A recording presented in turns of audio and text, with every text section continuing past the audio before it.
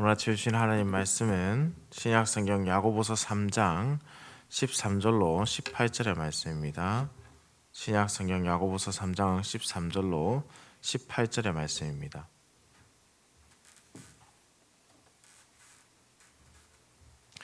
함께 한 목소리로 합독해서 읽겠습니다. 너희 중에 지혜와 총명이 있는 자가 누구냐? 그는 선행으로 말미암아 지혜의 온유함으로 그 행함을 보일지니라. 그러나 너희 마음속에 독한 시기와 다툼이 있으면 자랑하지 말라. 진리를 거슬러 거짓말하지 말라. 이러한 지혜는 위로부터 내려온 것이 아니요 땅 위의 것이요 정욕의 것이요 귀신의 것이니 시기와 다툼이 있는 곳에는 혼란과 모든 악한 일이 있음이라. 오직 위로부터 난 지혜는 첫째 성결하고 다음에 화평하고 관용하고 양순하며 긍휼과 선한 열매가 가득하고 편견과 거짓이 없나니 화평하게 하는 자들은 화평으로 심어 의의 열매를 거두느니라. 아멘. 세상에 살다 보면은 우리가 참 닮고 싶다고 느껴질 만큼 큰 지혜를 가지고 있는 사람들이 있습니다. 우리는 이런 사람들을 두고 이제 현자라는 단어를 사용하는데요. 지금도 보편적으로 많은 사람들에게 인정받는 현자들이 있습니다. 그 4대 현자라고 불리는 바로 석가모니와 공자 그리고 소크라테스 마지막으로 우리 예수님입니다. 이들의 공통점은 많은 사람들이 인정할 만큼 모두 지혜가 충만하다라는 평가를 받는다는 것이죠. 그렇다면 지혜라는 것의 크기와 깊이를 어떻게 이해하고 받아들일 수 있겠습니까? 그것을 잴 만한 것도, 그것을 측량할 만한 것도 이 세상에는 존재하고 있지 않지 않습니까? 그리고 한 가지 더 생각해 볼 것은 예수님을 제외하고 나머지 세 명에게 나타나는 지혜는 세상의 모든 곳에서 적용될 수 있는 최고의 가치관이라고 적용할 수 있겠느냐 하는 문제입니다. 만일 지혜라는 것이 모든 상황과 모든 곳에서 통용되지 않는다고 한다면 그것을 두고 지혜라고 할 수 있겠습니까? 우리는 이에 대해서 쉽사리 대답하기가 참 어렵다라는 것이죠. 그리고 한 가지 더욱 확실해지는 것은 바로 예수님의 지혜야말로 유일하게 모든 곳에서 통용될 수 있는 그러한 것이고 예수님이야말로 참 지혜자라는 것을 우리가 깨닫게 된다는 겁니다. 아마도 야고보가 있을 그 당시 지혜와 지식을 내세우는 사람들이 참 많았던 것으로 보입니다. 스스로 지혜 있는 사람 혹은 지식 있는 사람으로 많은 사람들이 생각하는 사람들이 있었다라는 것이죠. 그래서 스스로를 선생이라고 자처하고 사람들을 가르치려 했던 겁니다. 그러나 지혜가 있다라고 해서 지식이 충만하다고 해서 무조건 가르칠 수 있는 선생이 될 수 있느냐? 그것은 한번 생각해 볼 필요가 있죠. 쉽게 예를 들어서 교회에서 가장 높은 고등 지식이 있는 사람이 있다고 치시죠. 그리고 이들이 흔히 말하는 교수 내지는 박사 과정을 한 자라고 생각할 수 있을 겁니다. 그러면 이러한 고등 지식을 가진 사람들 모두를 마구잡이로 교회 지도자로 세워서 교회에서 말씀을 가르치는 자로 세워도 되겠느냐? 사실 그렇지 않다라는 것은 저보다 성도님들이 더 잘 알고 계신 부분이지 않습니까?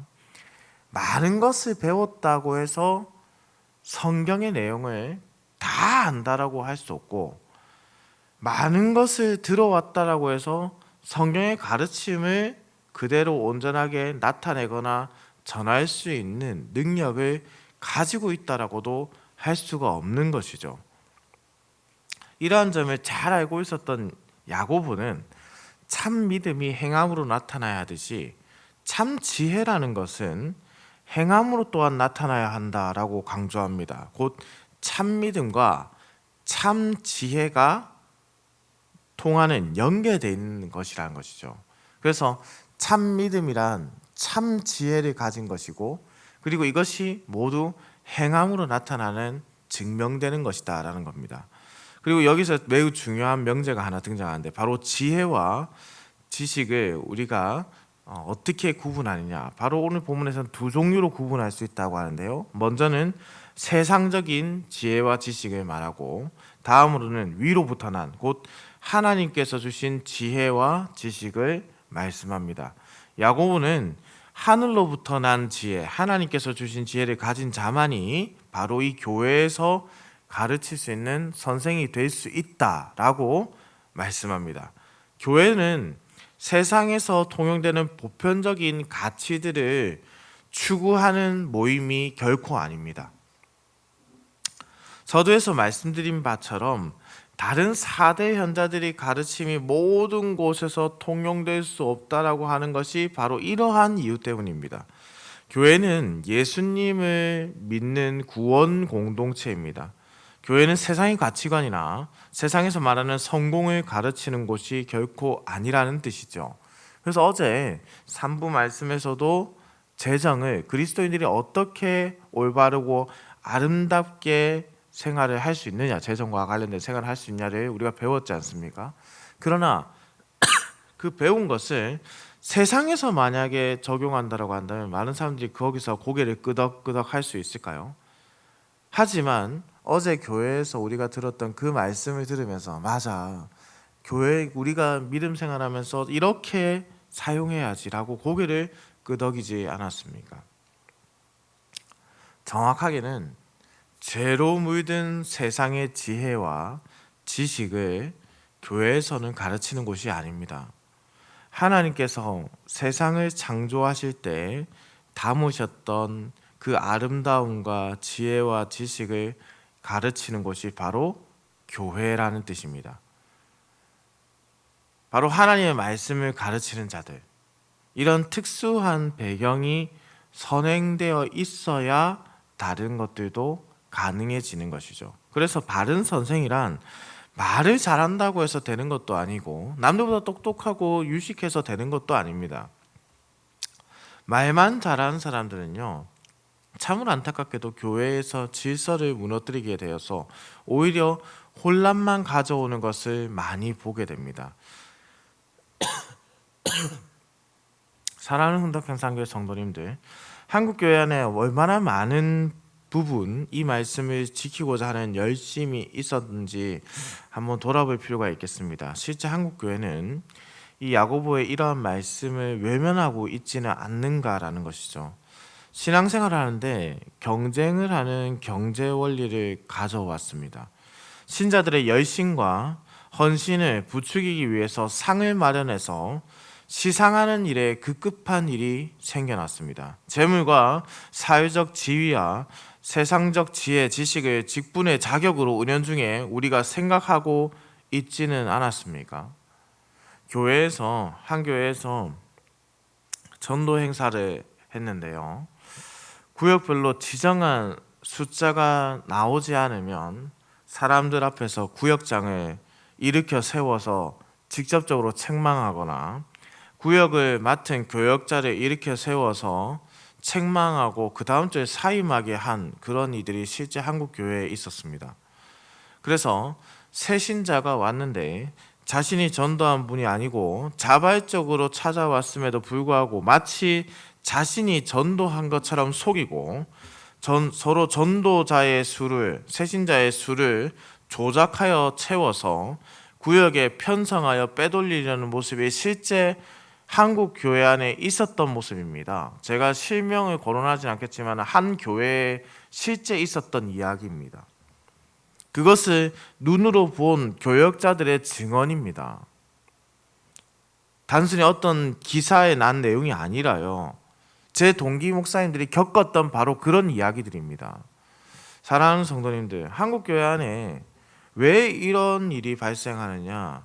예수님을 믿는 것이 최고의 선이라고 하면서도 그 의로운 선을 자신의 교회로 가져와서 자신이 다니는 교회가 아니면 의롭지 않은 것처럼 말을 하고, 자신의 교회에만 구원이 있는 것처럼 이야기하고, 자신의 생각만 바른 것처럼 주장하고, 그래서 신자들의 수평이동을 종용하기까지 하는 이러한 어리석은 모습이 교회에 있지 않았는가?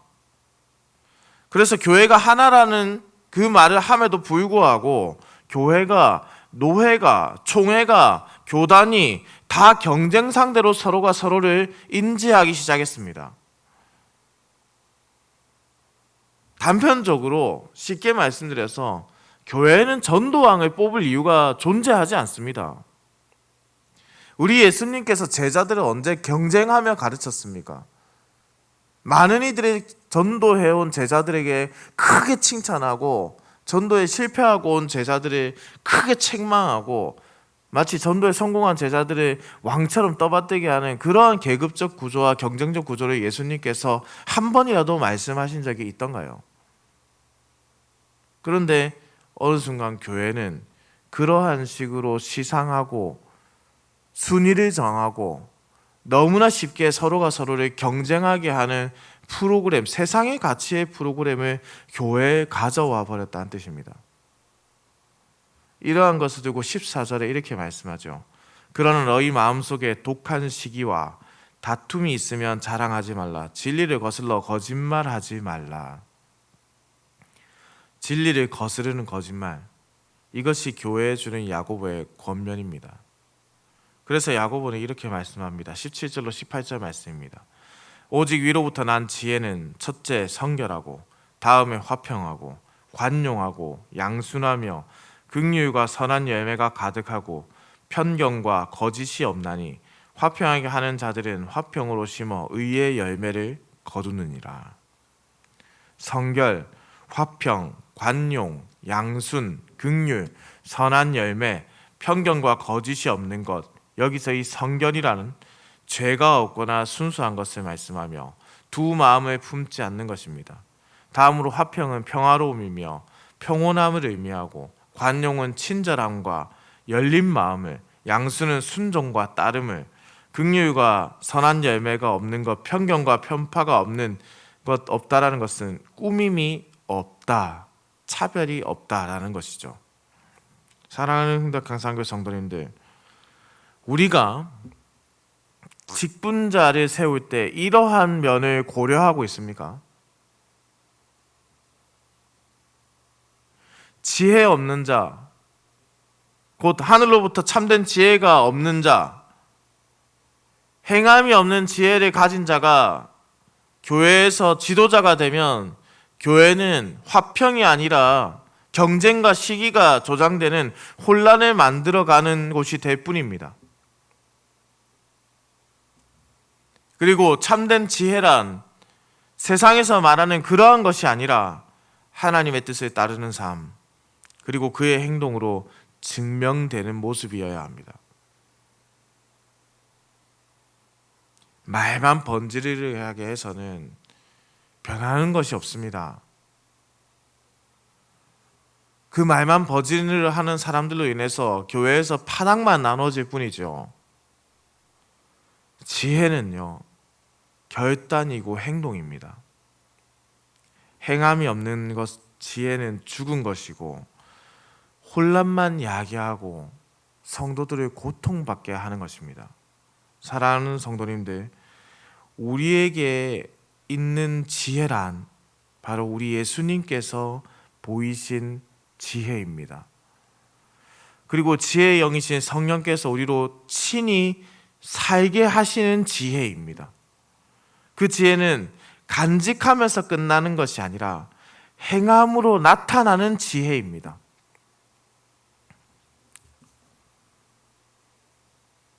우리가 하나님의 말씀의 지혜를 받았음에도 그 말씀대로 살지 않는, 그래서 한국교회가 행함의 지혜를 잃어버린 모습이 너무나도 많이 있어 왔습니다.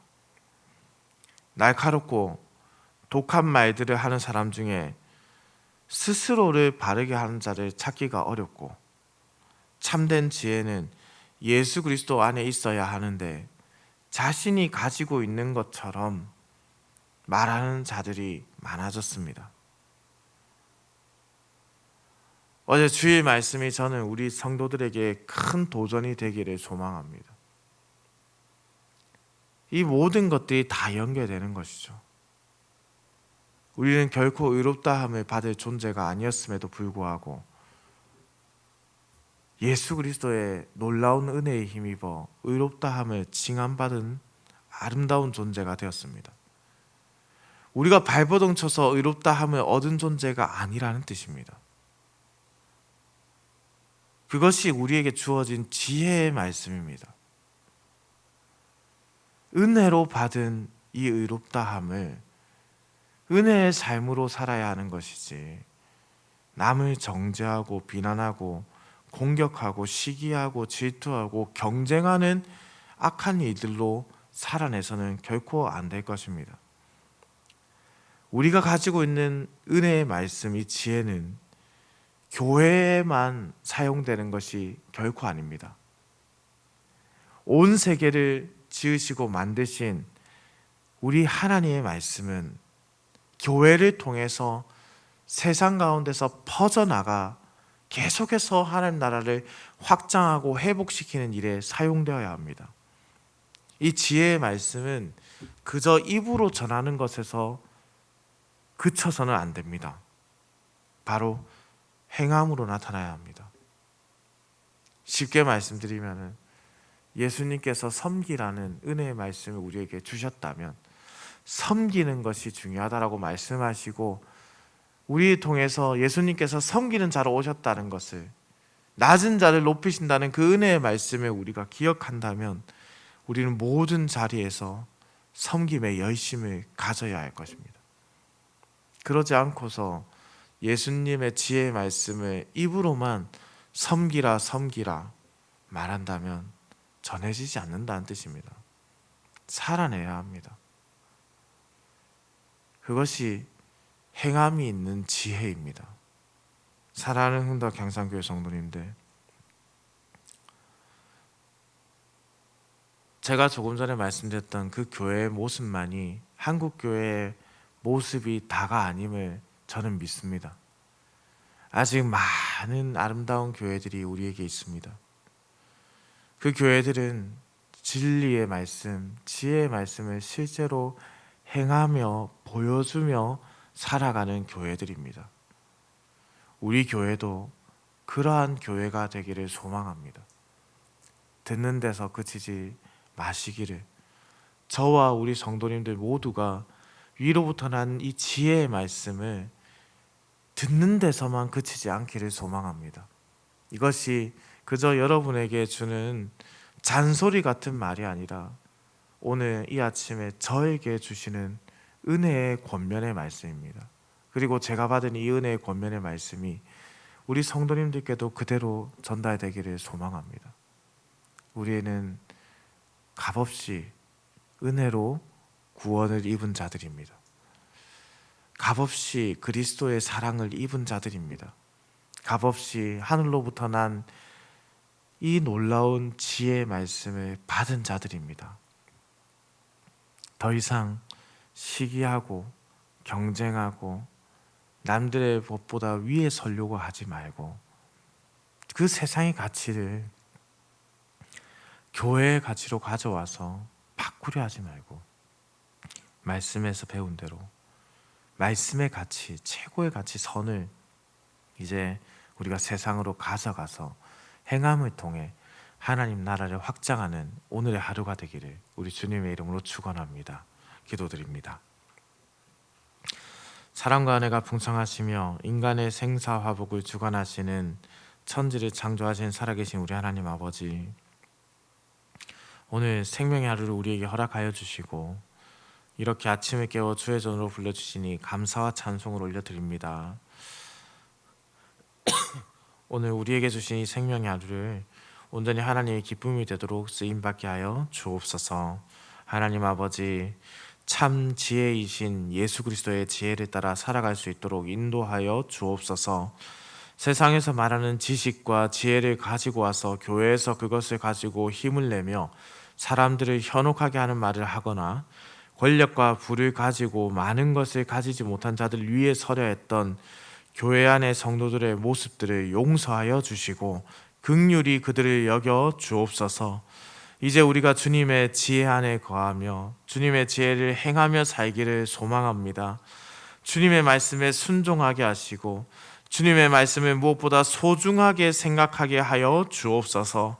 그리하여 행함이 있는 지혜를 간직한 자로 성공주의와 물질만능주의, 세속주의와 싸워 이기는 자 되게 하여 주옵소서. 새롭게 한 주를 시작합니다. 이번 한 주간 동의서에서 먼 것 같이 우리가 죄를 멀리하게 하여 주시고 우리의 삶을 통해 하나님 나라의 구원받는 자의 수가 더하는 은혜를 누리게 하여 주옵소서. 오늘도 운전하는 모든 성도들의 운전대를 붙잡으시며 주께서 모든 성도들의 가정과 생업을 지키시어 들어가거나 나가거나 주의 복을 누리는 하루가 되게 하여 주옵소서.